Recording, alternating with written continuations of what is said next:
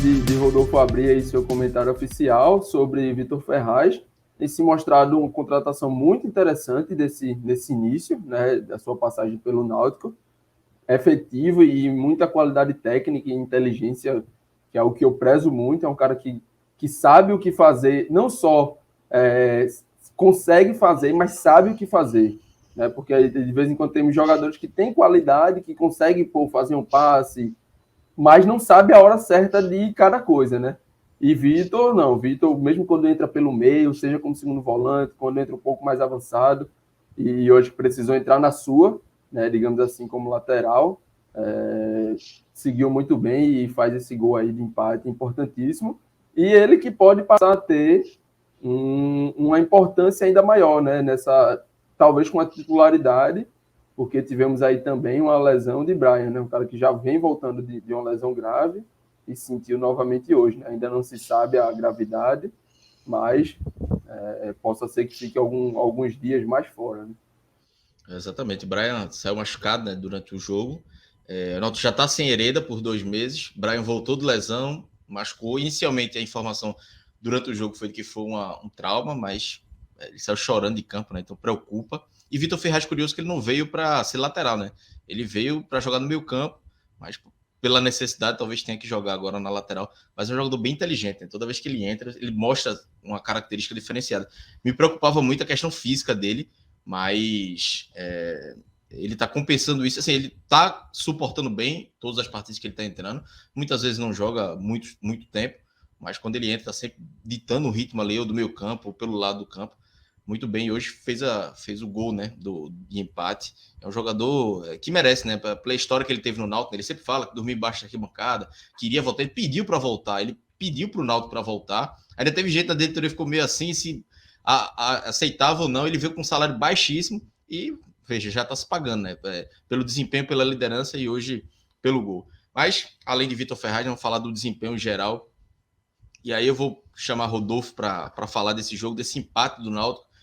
Rodolfo, antes a gente falou um pouco, você falou um pouco de Roberto Fernandes, né? De se muda, se não muda. Obviamente já tem parte da torcida que quer a saída de Roberto Fernandes. Parte dessa torcida que já não queria Roberto Fernandes antes, né? Então a paciência já era curta. Mas eu acho que o Náutico já vem, acho que desde o jogo do Guarani, o Náutico parece que vem caindo de rendimento, né? Vem evoluindo, né? Não evolui mais. E aí eu acho que tem uma responsabilidade do treinador. Eu não acho que é toda.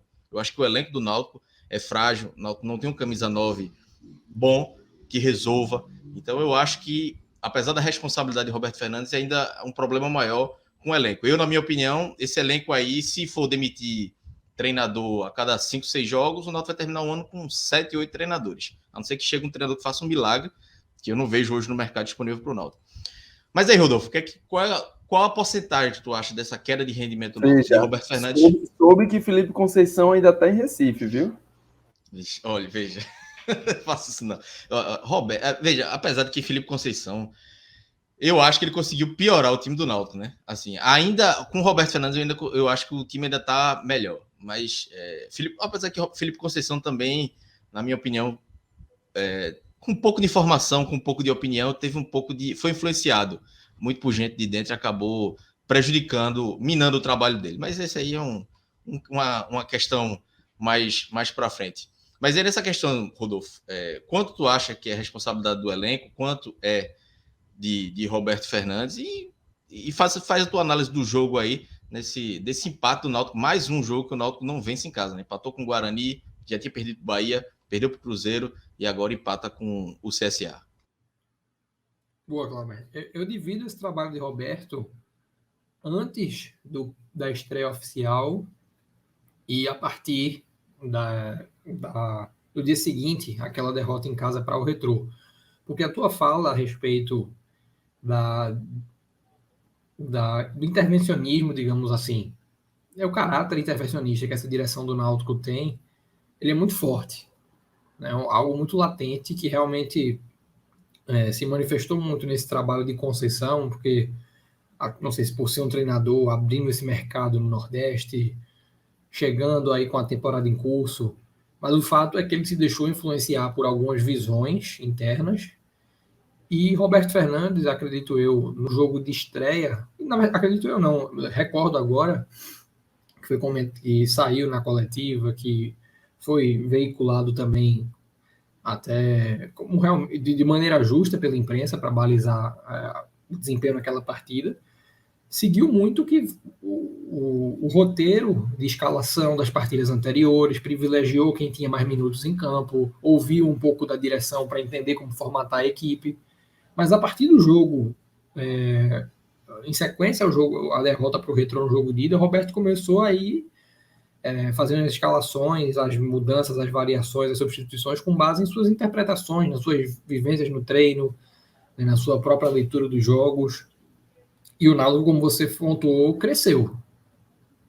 Não muito a ponto de se tornar uma equipe para o nível de Série B muito competitiva, mas cresceu o suficiente para você olhar o cenário ainda com alguma segurança de que a briga, apesar de ser essa, tende a ser segura.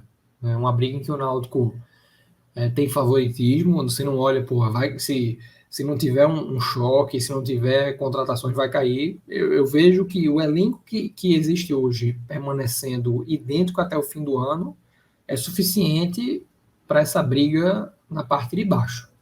Tá?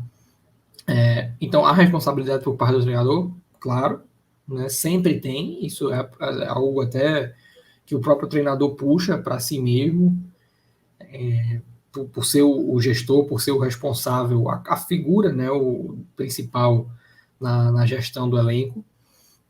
Mas eu acho que você foi muito feliz ao pontuar, né, pegando até um exemplo dos rebaixamentos do Náutico, né, tanto da Série A para B quanto da B para C ali em 2009, em 2013 e em 2017, quanto mais troca de treinador, menos margem de organização o time tinha. Então, 2013, ali você começa um campeonato com Silas, vem Zé Teodoro, vem Jorginho, depois vem Marcelo Martelotti, nome sem nenhuma sinergia. Aí, em 2017, começou com Valdemar Lemos, veio Beto Campos, e já quando estava muito difícil reverter, veio o próprio Roberto Fernandes, que ficou para o ano seguinte, foi campeão. Né? Mas o fato é que, quanto mais troca há, menos margem há para se organizar a casa. E eu acho que hoje o Náutico tem um treinador que, além de conhecer o ambiente, que para esse momento é muito importante, né, saber como o comportamento de torcida, a intervenção de dirigente no vestiário, e além disso é um técnico ambientado com esse cenário de briga contra a queda, né, onde o Náutico está efetivamente inserido, até que se prove o contrário, e um treinador que já tem seu tempo de casa, e de casa eu me refiro a essa volta ao Náutico, suficiente para saber realmente o que o Náutico precisa evoluir em termos de desempenho. Claro que há questionamentos a se fazer, e sempre há, independente de quem é o treinador. Isso varia de Rodolfo para Clauber, de Clauber para João Pedro, de João Pedro para cada torcedor, referente à escalação. Acho que já é o momento de Vitor Ferraz começar uma partida jogando, e aí, entrando no mérito do jogador em si, dentro do que JP trouxe, o Náutico, ele é um time muito carente de qualquer referência técnica. Pode ter muita referência de grupo, mas referência técnica é um time muito carente. Eu vi um comentário essa semana, não me recordo agora quem fez, depois eu vou pesquisar aqui para dar os créditos ainda no programa, mas o comentário dizia assim, e algo que foi muito bem sintetizado de uma maneira que eu não tinha conseguido, não consegui, nesses 5 meses comentando o excesso, né, de atletas em certas posições no Náutico e a falta de qualidade. Falando muito disso, mas sem conseguir resumir da forma que foi resumida, que foi no referente às pontas, né, a quantidade de atletas para fazer as pontas no Náutico. Tem muito jogador que quer e não sabe, e um jogador que sabe muito, mas não quer. Nesse caso, se referindo a Leandro Carvalho, de fato é isso. O Náutico tem ali talvez 2 jogadores com a qualidade técnica, isolando todos os outros fatores, que é talvez acima da média na Série B, Leandro Carvalho, Luiz Felipe, que chegou agora e teve algumas exibições que dá alguma confiança para a torcida, mas o Náutico tem outros jogadores que vão fazendo vão tendo uma rotatividade na titularidade, ou sendo as opções mais recorrentes de banco, e a cada ciclo de 3, 4 jogos, quando esses jogadores não conseguem acrescentar, você pede pelos outros no desespero, né? Apesar de cada um já ter tido suas chances. Aconteceu com Robinho e Evandro, acontece agora com o Niltinho e o próprio Pedro Vitor, né? Aí você tem a disputa estadual com o gol do título do Pedro Vitor, né, que levou a decisão aos pênaltis, somado ao jogo do CRB, e existem créditos aí para o jogador, mas vão sendo diminuídos aos poucos e você acaba morrendo nas mesmas opções. É por isso que um Vitor Ferraz, de repente, o Náutico tinha, não vamos avaliar realmente se isso deixou de ser uma possibilidade, mas o Náutico tinha até uma semana atrás uma quantidade de laterais no elenco que permitia você tornar viável, de repente, uma escalação com laterais dobrados, né, que é algo que o próprio Roberto Fernandes já fez lá naquele jogo com a Ponte Preta. Acho que o primeiro jogo pós-título estadual, né, na Copa do Brasil, em que ele entrou com 4 laterais em campo. Naquele jogo isoladamente não deu certo, mas é algo que ele já fez, um expediente que ele já recorreu em outros clubes, e era algo viável, né? Quando você tinha um Hereda à disposição para dobrar na ponta direita, ou um Vitor Ferraz ou um Brian, quando você tinha Júnior Tavares, Ailton e o próprio Brian para fazer a lateral esquerda, então algum mais atrás, outro mais à frente, na falta de rendimento desses 2 pontos, né? Então o Náutico poderia ter aí 2 laterais exercendo seus ofícios e pelo menos um dobrado para dar alguma variação aí. O Brian já fez isso, o Vitor Ferraz hoje está vivendo um bom momento, mas mediante as lesões de Hereda, mediante essa saída de Brian que preocupa bastante, sobretudo por ser um jogador que com pouquíssimos minutos em campo deu uma condição diferenciada, né, tanto na parte de recuperação de bolas quanto na primeira e na segunda fase de criação. Até isso virou um empecilho. O Náutico vai precisar se virar em 1000 para, contando com oferta limitada de laterais novamente, resolver as laterais para depois pensar nas pontas, né? Isso virou um problema a ser resolvido na base, digamos assim.